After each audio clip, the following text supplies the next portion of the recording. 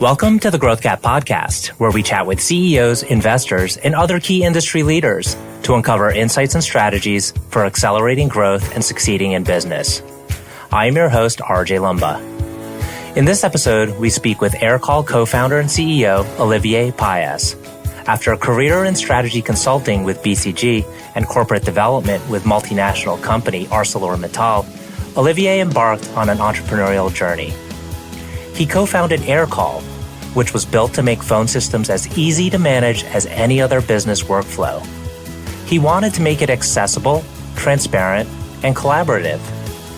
The company was founded in 2014, has raised over $100 million, and has offices in New York, Paris, Madrid, Berlin, and Sydney. At the time of the company's founding, phone technology was not in vogue with investors. However, the requisite tech infrastructure had just been developed to make improving phone systems a reality. And Olivier jumped at the opportunity. We hope you enjoy the show. Olivier, thank you so much for taking the time. It's a delight to chat with you today. Maybe what we could do to kick off for the benefit of our audience is hear a little bit about your background until Aircall. All right. So, born and raised in France, mostly. Did a business school there. Started my career as a consultant, strategy consultant for a company called BCG in Belgium, focusing on telecoms and energy. And then I wanted to run a business. So I went to work for a steel company called ArcelorMittal. And I ran a business in Spain there. So steel factory is very different. So I did consulting for 7 years, running factories for 7 years, and then Aircall for 7 years, essentially. What I thought was really interesting is that you had a very nice run in consulting and then corporate. And I thought it's daunting for some people to make the jump into founding their own company. Obviously, there was something very compelling for you to make that leap. Can you tell us a little bit about that time when you were kind of working? I think you were in a marketing function for a company. And how did the idea of Aircall kind of come about, and what was the catalyst for you saying, okay, I'm going to go ahead and try this? Okay. Well, let's say my personal driver is essentially curiosity. So I wanted to see if I could run factories. I did that. And then after 7 years in the steel business, I felt, okay, either I stay for the next 20 more years, right? Or I move and I jumped into tech. That's probably no business is as far from tech than steel making, essentially, right? But I was very curious to discover that business and see if I could create my company. So that was really this stride and see what are the results. And then the idea, how I got started. So at some point, in my mind, it became clear I wanted to create my company. When you want to start a company, the most important thing you have to do is talk to people and discuss with people. So I started talking with a bunch of people, all the entrepreneurs I could find and know I knew before, former friends who became entrepreneur. And one of them, I knew at BCG in 1999, I'd become an entrepreneur. I'd created a company called eFounders. And it's actually kind of a startup studio, they call it, right? So they kind of incubate, co-create companies. And that's how we started thinking about, okay, we've got this phone systems and they're really not cool. I mean, there must be something better to build there. When you look at the time, we're looking at RingCentral and said, okay, VoIP is nice, but there must be something better. And that's how we started thinking about the concept of Aircall. Mm-hmm. Typically what happens is you start searching for, okay, who else is out there trying to revolutionize how phones work and how phone systems operate. So presumably you did that research and you probably found some other solutions out there. What made you say like, okay, well, we see what they're doing, but we're going to do it better, or we have a twist on it? Well, believe it or not, in 2013, when I started looking at that, there wasn't anything compelling, really. You had maybe dial pad. Let's say the main idea of Aircall was thinking, okay, there was a lot of things we were seeing on other channels like email or chat, right? We could see collaboration. We could see easy access to data, workflows. And we felt, does not exist for phone calls, like for live communication, right? And nobody was doing that. There was another company that was actually built around similar concept, but it was in stealth mode. It was not launched yet. And we found out a few years later that, they have similar ideas to what we were trying to build. But at the time, there weren't any compelling solution, really. And maybe as well, because we were in France. The market is maybe not as advanced as the US is. And maybe we had a bias and we felt, okay, there's something huge. Nobody's there. And actually, as we built the company, then we moved to the US at some point and we felt, okay, there's some really good competition actually. But it was then at the time, it was just down the road, right? So there was, I think, pretty much had the feeling of, creating a new concept. And I think we were as well, we started Aircall. I mean, you couldn't build Aircall 2-3 years before we started. It was just not possible. You didn't have, we built on a technology called WebRTC. We built on infrastructures like Twilio. You probably know Twilio, Plivo. We didn't start on them, but it was the same concept. And those technologies were pretty new at the time. And actually very, very new. So you couldn't build something like Aircall really a few years before. A few companies started about the same time as us, but then they were not launched. So we really felt, okay, there's a big space to take here. Mm-hmm.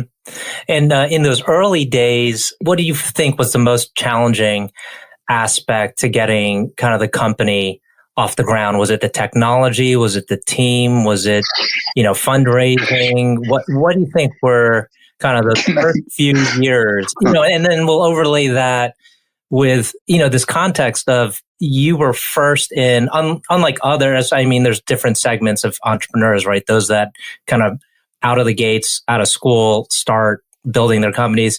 You had the benefit of some experience behind you. So maybe that helped.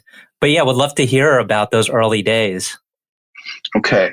So to your first question is what was the hardest? I mean, if I could pick everything you said, everything was the hardest.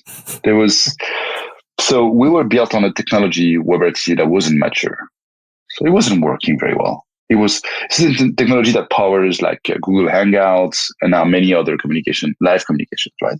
Typically what you're doing now, right? Through the browser. But at the time, it was really not well advanced to use it as a phone system, to connect to mobile phone, to real cell networks. So that was really tough. It was really, really tough because we had to deep dive in a new technology, talk to Google, etc. As a result of that, getting customers was pretty tough. It was probably not the toughest. Right? Because you always have early adopters. And as long as you keep on trying, you get them. And then fundraising was extremely difficult, extremely difficult. And we did over the past years, we did 4 or 5 fundraisers. They were all the time. It was extremely hard. Mm-hmm. I think part of it because it's really an unsexy business. Even in 2014 when we started, right? You had to do AI or whatever, or food delivery, something. You do phone. Are you serious? And then actually, what got me always very excited is in the worst, most unsexiest business, that's where you have the biggest opportunities. Really, the Stripe example at the time. Payments. Who wants to do payments? Nothing is more boring than payment. Well, then you can build Stripe. And phone is who wants to do phone? Phone calls? Are you serious? And then you can build something really disruptive, really creative. And then the market is typically huge. So it was a bunch of things, but I would say technology was really, really hard and fundraising. And then I think what made a difference for us was, in our DNA as co-founders there's a lot of resilience, I think, or stubbornness to never give up. And this was as well typically more difficult for me. You mentioned, is it good or bad to have experience? I had experience, which was probably more a negative than a positive. Because I had been used to being an executive, to have a company car, to have everything paid at the end of the month. I had 3 kids as well, so you have to think about this. And so when you get started, you're like, ooh, that adds some stress. And starting a SaaS business is very long. It really takes 18 months to start to see the light, some lights. I'm not saying get paid, but at least think there's something valid, right? So, but what mattered a lot at the beginning was the team. And I think as part of this e-founders ecosystem, we could meet a lot of people. And then I found my 3 co-founders. And so 2 developers and 1 sales. And then we blended together very well. And then we decided to go to San Francisco for 4 months. We lived in the same house. So I left the family, I left my friends, went to San Francisco 4 months. And we knew that if we can survive 4 months together in the same house, we'll be bonded forever. And so for me, creating the right team is the most important thing. It was the most important thing. And if I were to do that again, I would really even lose some time to make sure I have the right partners and we can go the distance together. Mm-hmm. Yeah, when you mention about fundraising, it's interesting because if one is to look from outside the system, they just see the news of one company after the other raising money. And then you see the aggregate numbers of just how much capital is out there funding companies. But yet each individual company really struggles to raise that money. And what's interesting in your case was the phone, right? Like when you think about the phone, I mean, so one thing I like to ask, VCs or whoever you were raising money from, did you start to think like, oh, all of them are interested in something else, like in some other trend, and it's going to be really difficult to break through? Did you ever come to that point where you were like, I don't know if we're going to be able to raise this? Yeah, almost at each fundraise. We did a seed round, then we did an A, B, and C. So we did 4 fundraise, right? And every time I felt we're not good enough. We might end up not getting an investor. Every time we got a few offers, but not that many, if I'm honest. Although I'm claiming the opposite when I talk to VCs and stuff, but not that many. Sometimes only 1 term sheet, sometimes 2, 3 term sheets. The last round was March last year, so middle of COVID. So it was we got term sheets and then we got people withdrawing term sheets. So that was even more stressful. And I think I've always struggled to understand why. I think that maybe the business is a big factor. It's a huge space, but many VCs don't understand it. And actually, we raised with VCs who got conviction about the team or had experience in the business.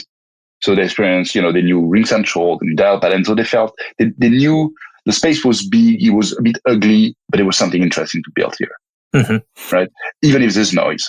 And many VCs other VCs just passed. And so it was almost every round, maybe not the last 2, but every early round, I had made a list of 100 VCs and then there would be 98 would pass. And that's extremely tough that 98 people tell you no. I mean, I don't know.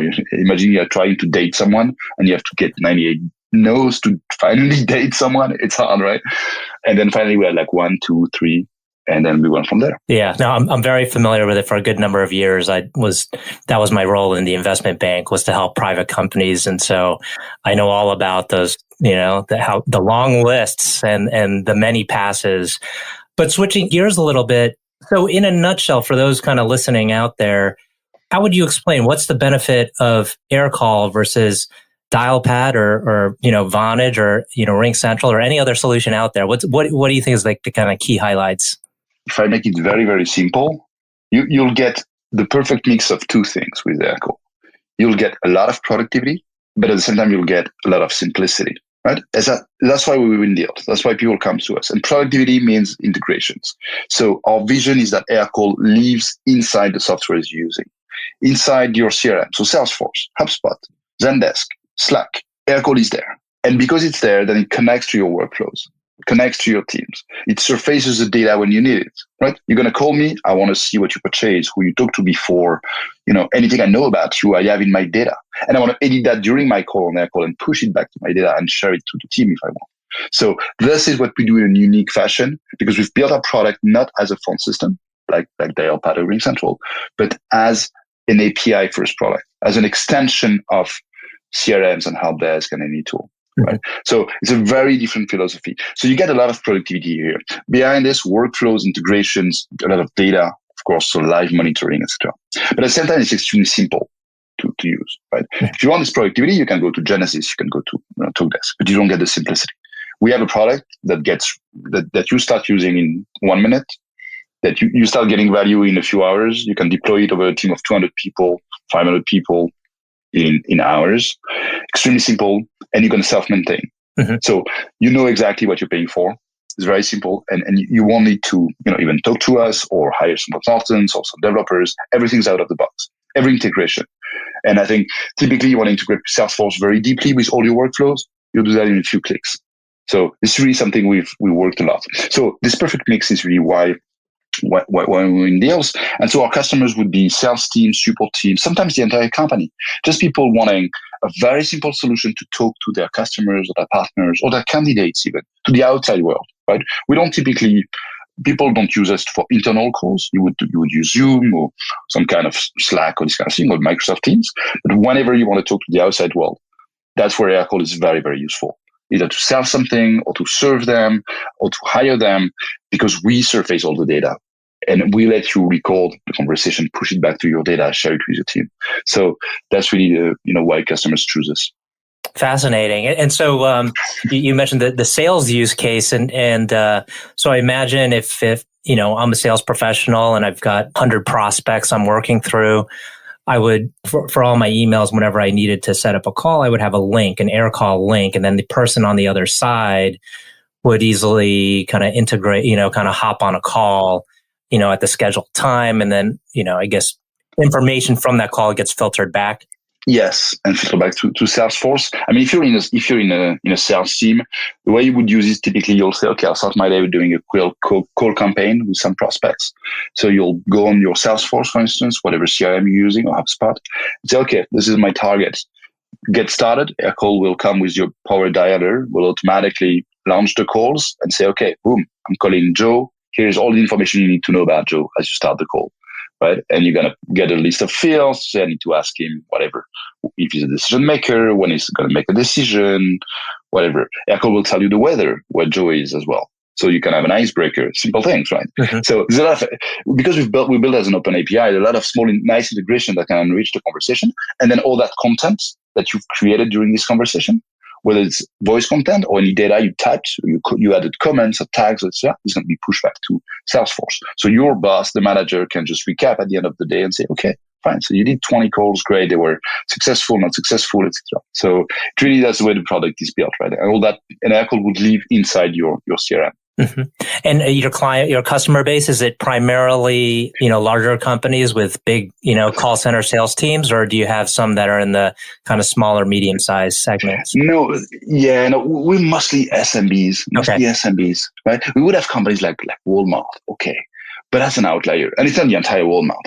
Don't get me wrong, and it's a name everybody knows, but this is not exactly what we do. We're glad to have them, but we have close to 10,000 customers, and they're anything from e-commerce companies, some service companies, mm-hmm. like really HVAC or plumbing companies, or that would be staffing companies or recruitment agencies, with a variety of companies, so about almost 10,000. Really, we really like that space because the simplicity, productivity really appeals to them. Right? Typically, some larger companies will say, okay, I'm ready to spend 1 or 2 months or 3 months to roll out something. We see many larger companies, they're still rolling out RingCentral for months and months and months, and they have consultants helping and blah, blah. We're not like that. You get started today, boom, you're ready, within minutes. And so that's very appealing to smaller companies. Mm-hmm. And so you must be ramping nicely now. We talked about the fundraisers. I think you've raised over $100 million since inception, which is incredible. So tell us a little bit about the ramp in whatever context you'd like to, but how's the business kind of tracked over the last, several years? Yes. So we try to remain, as much of a high growth company as we can. Essentially, we bring about 80% a year. I would say now, when we started the company, it was more like 3x, I don't know if you know you triple, and then double 3 times. So we did that kind of. Next milestone for us is to pass about 100 million in ARR, in revenues. And then from there, really built really leading player in the space. Let's say our vision is to think, okay, you have RingCentral, it's $1 billion ARR company. We like this company. They're cool, but essentially what they have is a commodity. It's VIP.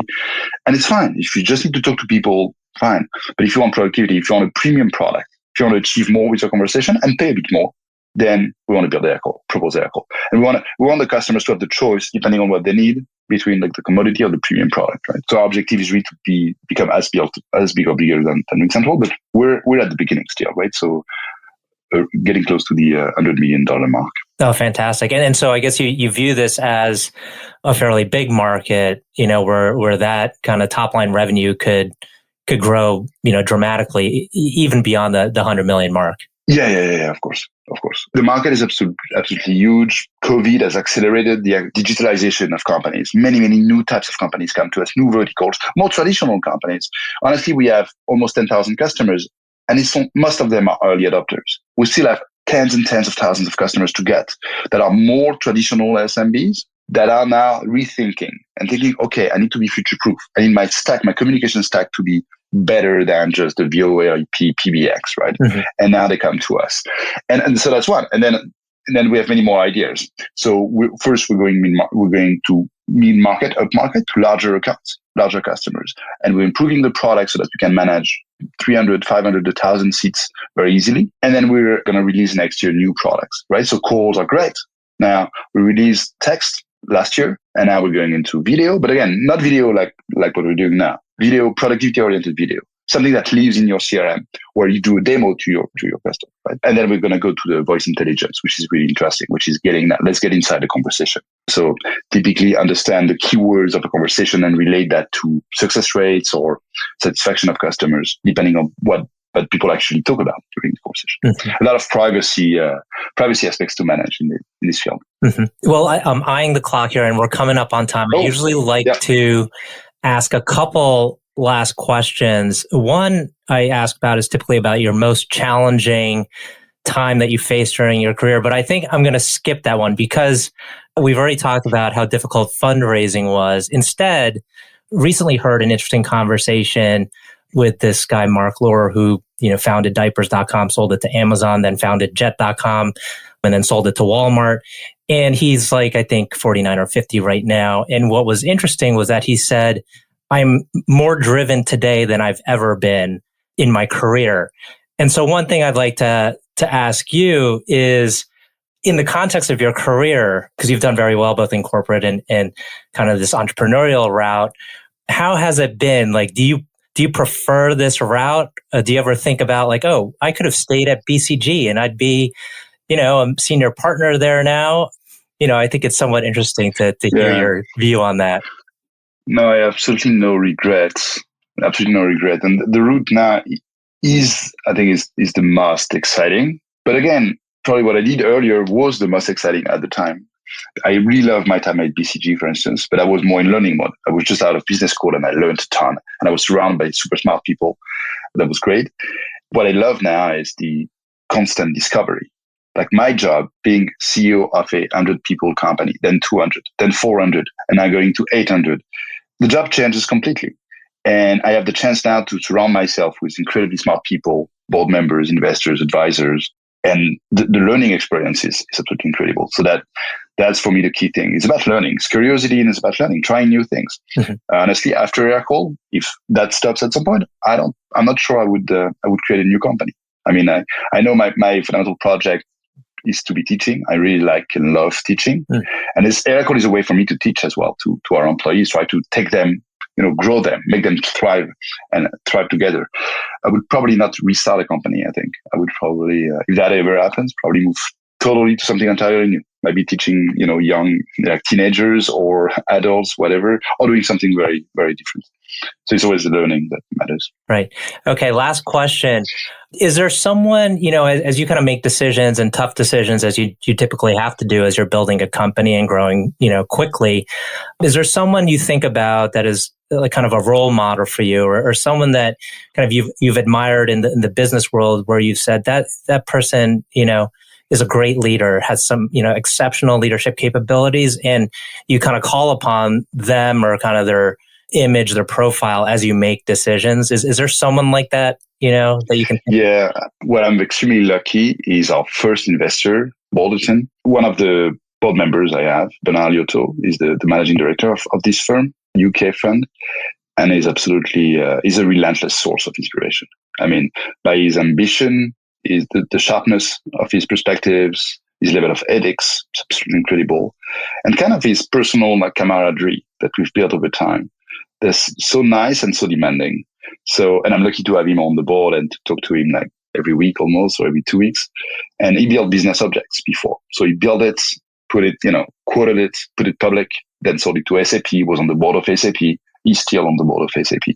So he's really for me a mentor. And if I can do something, as good as what he's done, or potentially even better, that would be a high source of satisfaction. Well, excellent. Olivier, this has been a wonderful conversation. Again, I appreciate you taking the time, and I know our audience will find this very insightful. So thank you. Thanks to you.